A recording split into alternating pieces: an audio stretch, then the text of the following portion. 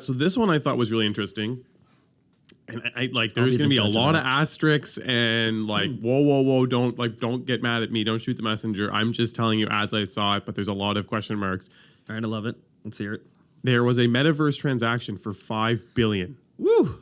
Now I'm saying $5 billion. It didn't say in any article I could find dollars, US dollars. It's got to be USD, I'd say. You think? Yeah. What else are you going to measure it in? Well, I just thought it was really weird. Czech Republic? Well, I don't know. We got cryptocurrency, so it could be like 5 billion Luna coins, which are, I don't know what they're worth, 3 cents a piece, and so it works out to actually being $15,000. Like nobody put a currency on the 5 billion, not one person. And so, anyways, it's TCG World, which is a new world coming to the Metaverse. It hasn't come out yet. It's opening in September 20. It's supposed to open up in September this year, but they even already have an asterisk on there. It's like could be later due to whatever issues. And I'm like, okay. Currently under construction. And so it was purchased by Curzio Research. It's an American financial news company. The guy, there's so many weird things. So Curzio Research bought 19 properties from TCG World for 5 billion bananas. And oh my gosh, this is the funny part. It's close to the city Wall Street Bets.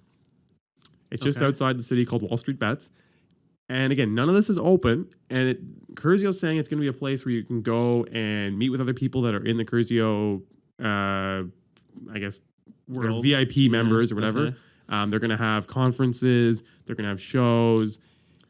Man, I don't understand how you can say this is worth 5 billion whatevers when there's no finite limit to this metaverse space. This is what I don't understand. This is the thing, and it's going to be. We're going to talk about that when we get into buying, like substitution. It's kind of like real estate, though, in real world, because even though there is a certain amount of real estate, like 90% of the world's real estate doesn't get touched. Not 90%, probably 50%. But that's like, true. You know what I mean? So it's increasingly it's smaller and smaller because people leave the more rural areas. Exactly. So it's going to continue to shrink to specific areas being more valuable, and so that's kind of what I think the hedge is here.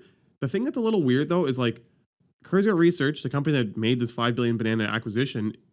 Like they're publicly traded, but I couldn't find a market cap on them. And really, by digging into them, they're just a newsletter company. Now, don't discredit newsletter companies because I was watching a thing the other day, and there's a couple newsletter companies in the States that do over $500 million just sending out newsletters. And Curzio has a newsletter that's up to $5,000 a month, so they could be making big money.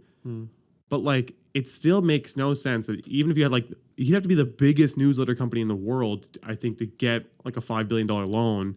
To do it. And so I don't know, it's really just news releases from their founder Frank Curzio.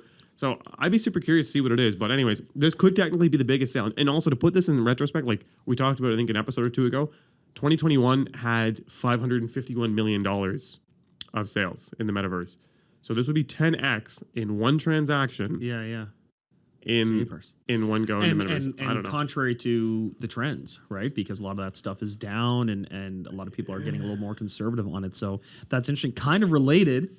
Did you see Seth Green? No. Okay, so Seth Green, Dr. Evil's son, you know, the little redheaded dude.